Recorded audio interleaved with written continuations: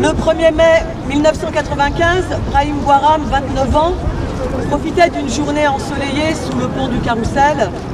Il ne savait pas qu'on allait le précipiter dans la Seine et mettre fin à ses jours. Les assassins venaient de quitter le défilé du Front National. Pour Monseigneur Gaillot, présent chaque année à cette commémoration, à laquelle s'étaient invités Jean-Luc Mélenchon et Emmanuel Macron, ce rassemblement a aujourd'hui une résonance particulière. Alors cette année, c'est peut-être encore plus important que les autres années, c'est pour montrer de quoi est capable le Front National. Et que ce drame qui s'est passé ici, cette violence, où on a assassiné un jeune Marocain, nous dévoile un peu ce qu'est le Front National. Ça les démasque, malgré les bonnes paroles qu'on peut avoir, etc. Il est capable de ça.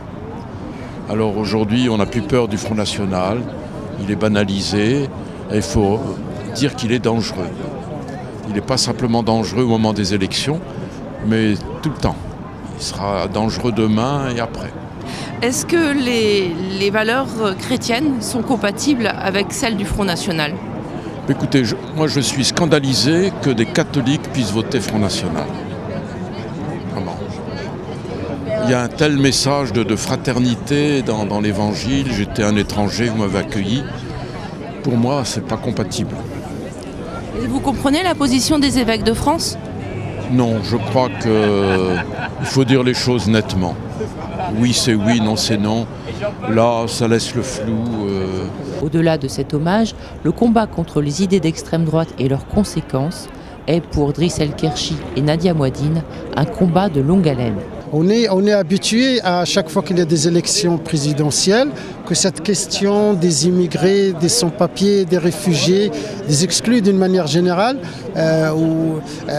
soit instrumentalisée pour faire passer un certain nombre de messages qui ne tiennent pas la route, à faire passer des messages de haine, de discrimination, alors que ce n'est pas vrai. Les études sérieuses, les statistiques sérieuses montrent qu'il n'y a pas ce n'est pas un problème de réfugiés, ce n'est pas un problème de sans-papiers, ce n'est pas un problème d'immigration, c'est un problème de la société française. Il y a une crise sociale qu'il faut gérer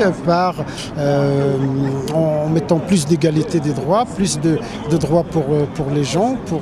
Plus de répartition des richesses peut-être ? Répartition des richesses pour sortir de la crise.